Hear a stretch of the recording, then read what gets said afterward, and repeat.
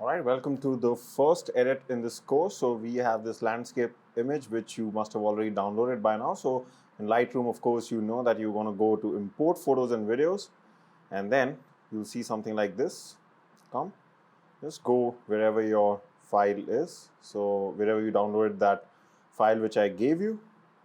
So I have it right here under one, and you're going to find these two images that we're going to use in this particular case. So let's first of all make sure you can click on check all, make sure these ticks are there, and then just click on import. So you need to import both these files.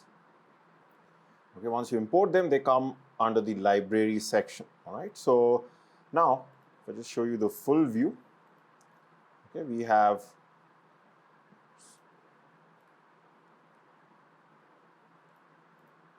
which is zoomed in. So I just zoomed out by clicking on it, and you can control the zooms from here. I'm going to be talking about this later, but basically we have this particular image which I took in New Zealand in a beach called Onroa Beach at Waiheke Island in New Zealand. It's in Auckland. It's a beautiful, beautiful beach. I was kind of scared when I was shooting this because the water was just increasing. It was late into the evening and the water was rising, and I quickly had to do this shoot. So of course I'm going for a long exposure here. Like you can see, I've just tried to blur this incoming water, and I used a shutter speed of 30 seconds here. But as you know, if you've tried landscape photography, especially long exposure photography like this, you must be aware that when you try to do this, other things can really go wrong. For example, yes, I got the sky, I got the nice golden colors of the golden hours, but you can see the rocks here, and a lot of things are totally underexposed, right? So as landscape photographers, we need to use post-processing to correct all this. The second thing was, if I just zoom in to this part here, you want to see these birds which were sitting here. And what was happening was that these birds were continuously flying, and they were coming across this sky, so it was looking very beautiful. But I was going for a long exposure, so these birds were not able to come in this frame. So I took another shot at 400th of a second, or I think it was 500th of a second, and I got these two birds here in the sky. Okay, so if you go on to the document that we have here, you might be seeing this in the PDF version. I have not exported it right now, but you'll at least see these things written here.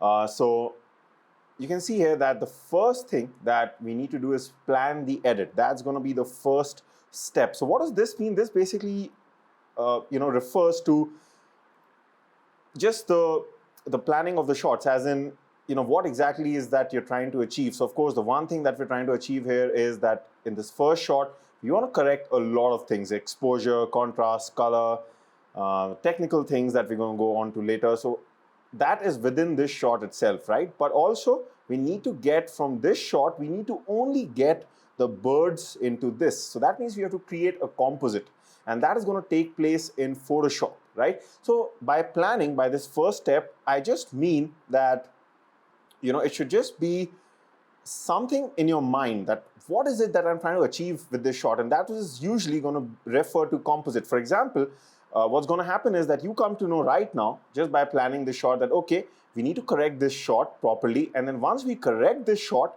we are simply going to copy and paste the settings or whatever we did here by syncing it into this shot, and then later on, so that there's no difference between these two shots when we try to ultimately create the composite inside Photoshop. Okay, because if this is dark, if this is of a different exposure when we edit, it'll be tough to create the composite in Photoshop. So just the first step is just to kind of get you warmed up. What exactly are you trying to do with this shot? So you should just know at the back of your mind before you actually start editing. Okay, but the actual editing process is going to start from the second step, which is the first thing that we're going to correct is shooting and equipment issues. Okay, what does this mean? This means that when you're actually shooting the shot out there, you must have noticed, and you must have experienced this yourself, that a lot of issues come which are not under our control always, right? Because we're not trying to do things fast. For example, in that case, water was rising. I quickly have to just get on with the shot. Okay, I cannot afford to miss that shot. So we're going to correct certain things in this second step. For example, we're going to be correcting lens corrections, cropping, straightening the shot. I'll be talking about chromatic aberration, what it is, and lens and dust and spot removal. Then we'll be moving on to these steps. So first of all, let's start with step number 2, this one, okay, shooting and equipment issues. So I'm going to go over to Lightroom. I'll just close this a bit right now. and I'm going to go over to the develop module. That's where the editing takes place, okay? So what is the first step here? Under the shooting and equipment issues, lens corrections and distortions. So this is pretty easy to fix. Now, when I was in New Zealand, I was actually carrying my kit lens, so I did not want to use a kit lens at this beautiful beach. So I rented from one of the shops there, I rented the 16 to 35 f4 lens, which is one of my favorite lens by Nikon. Canon also has similar and Sony also has similar lenses, but these are basically wide angle lenses. And no matter how good these lenses are, when you use a wide angle lens, there's bound to be some distortion, which you right now may not be able to make out, but once you correct this image, you'll actually be able to see what the difference is, okay? So if I just go down here, let me quickly close all these tabs so that you see what you will be seeing, okay? By default, everything will be closed. So you want to go to lens corrections, and you just want to enable, just check this option which says enable profile corrections, okay? The moment you do that, just notice the change here. So what happens is, it automatically, because this is a raw file, so it automatically notices what camera are you using, what lens are you using, and accordingly, Lightroom already has the data of what distortion that lens produces normally, and it just corrects it accordingly, okay? In case you don't see it, you can also select your lens manually from here, okay? But it's always better to use a raw file. Sometimes while using a JPEG file, you may not be able to do this, okay?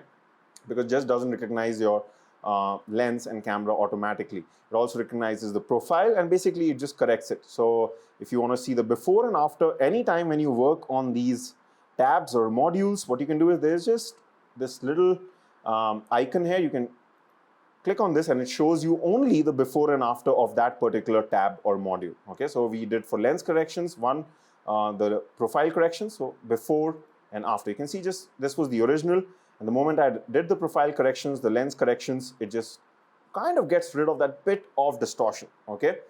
So this is already good. Now, the second thing here is, we also have something, we'll also come to cropping, but before that, because in this tab itself is chromatic aberration, so let's take care of that.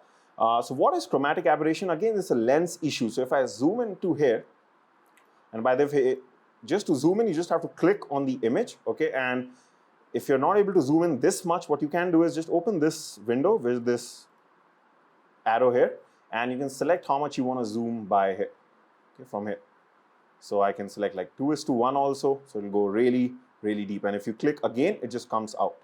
So if I zoom in, what you can see at the edges here are these little fringes, the color fringes that you see. This is referred to as chromatic aberration, and this again is a lens issue. It's just caused by different types of lenses that you can use. Some lenses cause more chromatic aberration, some lenses cause less chromatic aberration, okay? But the point is, even very good lenses like the 1635 f4 are going to cause a bit of chromatic aberration, so it's very easy to correct that, and that is just by clicking on this checkbox. So if you do that, you see, boom, it just disappears. All the things on the edges, it just goes away.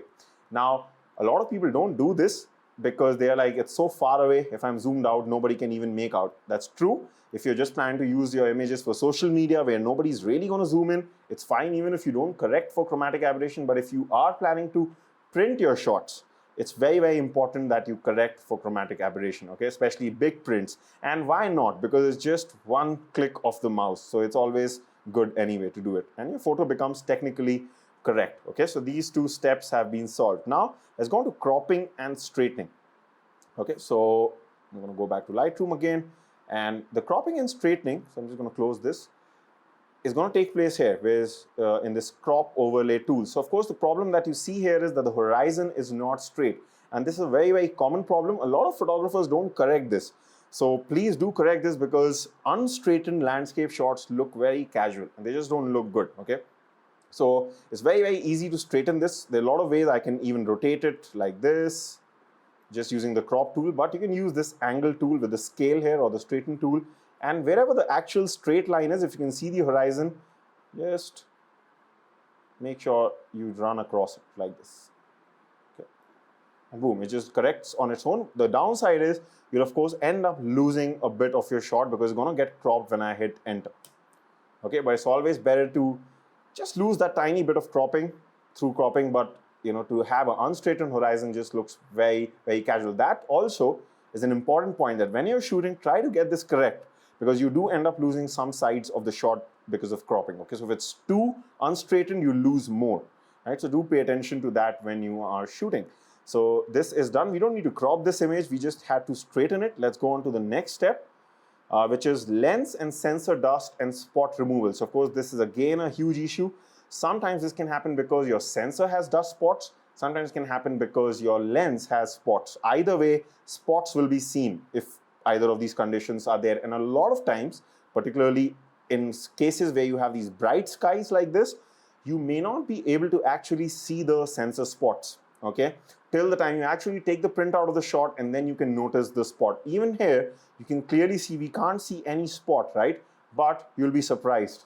So if we go over to the spot removal tool here, and by default, this visualize spots will be unchecked, but if you check this, it kind of gives you this negative film-like look, and that makes it very, very easy to spot these spots, you know. So if I just zoom in, so now I'm already selecting a tool, so I can't click to zoom in. So when you're using a tool like this and the cursor is not that zoom in cursor, you can hold down space bar. If you hold down space bar, and then that cursor just turns into the zoom thing, and you can just click on it and it's going to zoom. We had selected a very large zoom here to see the chromatic aberration. I don't want 2:1. I'm happy with 1:1. Maybe 1:2 also is fine in this case. And now I can just close this. I can move around, and you can see there are so many spots here which were not visible to our eye. And even for now, I click on disable this, it's still very tough to make them out. You can just start to make these spots out because you already know that they are there, right? But this tool really, really helps you, okay? You can even change the degree to this. Normally this starts off somewhere like this in the middle, but if you increase this slider, you can see all, but you don't need to remove all of these. Just remove, you know, if you take your slider somewhere to the 3/4 part, maybe to 75%, around that much, and maybe more, and then just remove the main ones, because those are the ones that are actually seen in the sky. And how do you remove them? Well, you already have, because we clicked on this, you already have this particular circle here, the cursor. Just click on it, and Lightroom will sample it from a good area in the shot, and it will just copy it back. Okay. Very easy to do. You can also manually move this to some place that you like, in case you don't like the area where Lightroom selected. I'll just quickly remove all these. These little ones you don't actually have to work unless until you're a perfectionist, but it's okay, just takes a very little time, and boom, this is done. Okay, maybe if I just, we'll probably not be able to see the before and after, but let me just use the backslash key. When you use the backslash key, you basically can toggle between the before and after view. So if I press backslash, now we still cannot see, probably, yeah. If you just see here, you know, I'm just kind of bending down because the angle at which my monitor is not showing me the spots. But yeah, when I look at from a down angle, I can see 2 spots here. If I press the backslash key again, wow, that's a tongue twister. This just goes away because of what we did. Okay, and now I can zoom out by pressing this, and boom. So our spots have been cleared, and mainly you'll be doing this on the sky, not obviously on the foreground. There are going to be so many spots, but that's going to be because of the texture. So mainly this is for the plain areas. And now if you go back to this document, our shooting and equipment issues have been corrected. Okay, so now is the time that we can move on to the second step, which is going to be exposure, contrast, and white balance.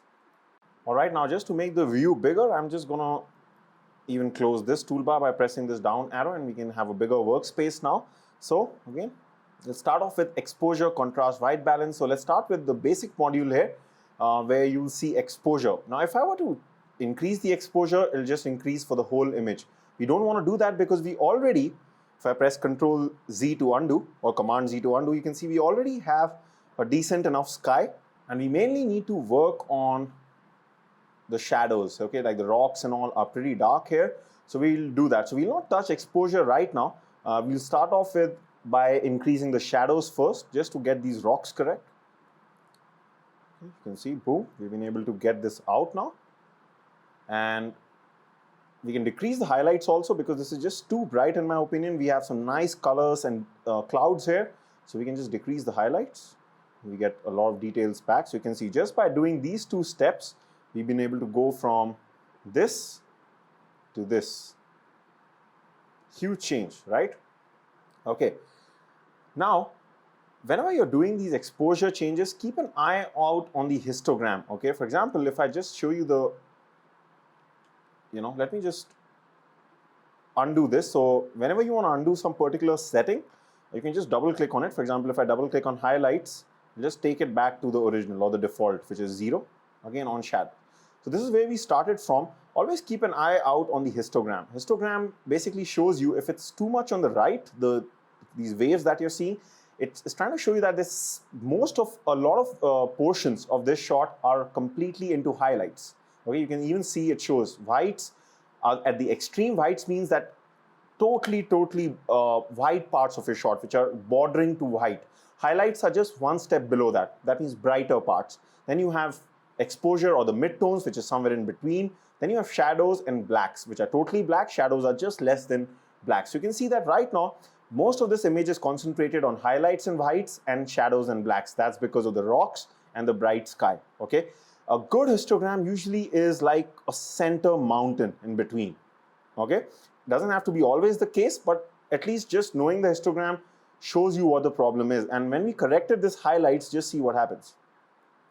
This kind of moves this side towards the middle, right? Because we decrease those highlights. Similarly, when we increase the shadows, we're pushing it in the center like this. And now we get that mountain-like thing in the center, so it starts to look much better.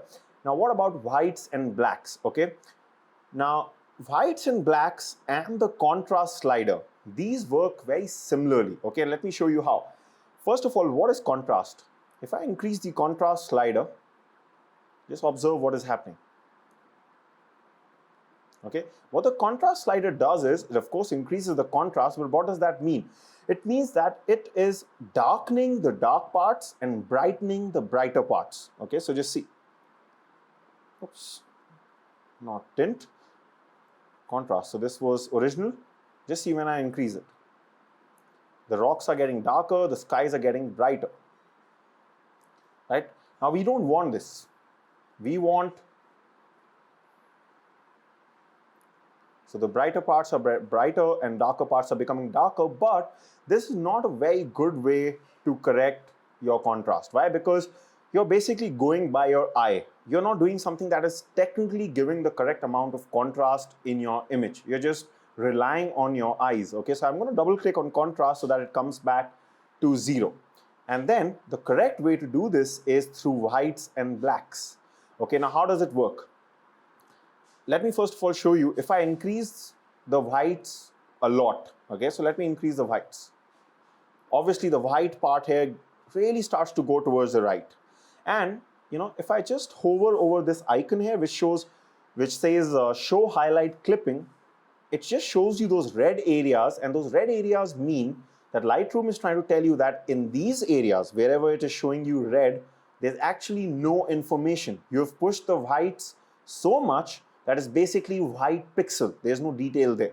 You lost detail. So if you were to take out a printout of this shot, those parts, this whole red part, would actually just be plain white, and you don't want that because we don't want to lose our sky, right? Similarly, if I push the blacks to less, like I make it really black, and I go on this side and I hover over this show shadow clipping icon, you can see it shows you this blue.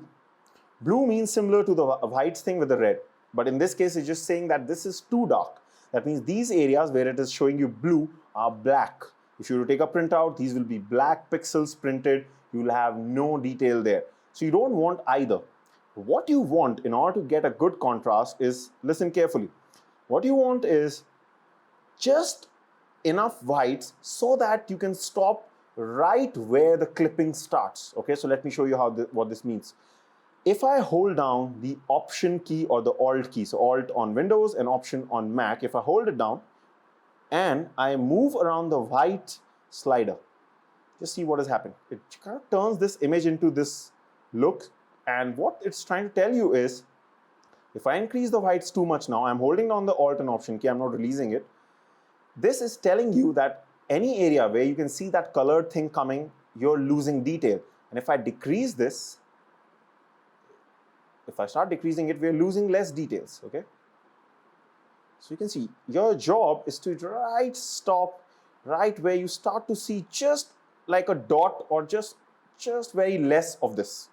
What does this mean? This means you have moved whites to that point where you're just barely clipping a few pixels. You're not clipping any detail, just a few pixels. Okay, similarly with blacks, you're just clipping only very less, something like even this. Okay, now what this means is that in your shot, we have a good amount of whites, but not to that extent where you start losing details. We have a good amount of blacks, but not to that amount that not to that extent that we start to lose details. And a combination of these two gives you a technically good contrast in your image, rather than just increasing this contrast slider and relying on your eye. Okay, because with that you can actually lose details because you cannot come to know what exactly is happening. But here we're actually working along with the histogram and doing this. And let's see what changes this produce. So you can go on to this toolbar icon if you see on the left, and here there's a tab called history. If you open up history, we go back to where did we stop before this? We stopped at shadows, right? So this was at shadows and we went all the way to here. So see the difference. If I click on this, this is what happened after we added the whites and blacks. So you can see a huge amount of good contrast came. This is where we stopped at shadows. The image was a bit dull. But if I go back here, it just adds that contrast and just gives that punch to your landscape image, which is really, really nice, right? So this is how we add contrast. Let me close this. Let's go on to our next step, which is going to be, where are we? Exposure, contrast, and close this. Let's go on to our next step, which is going to be, where are we?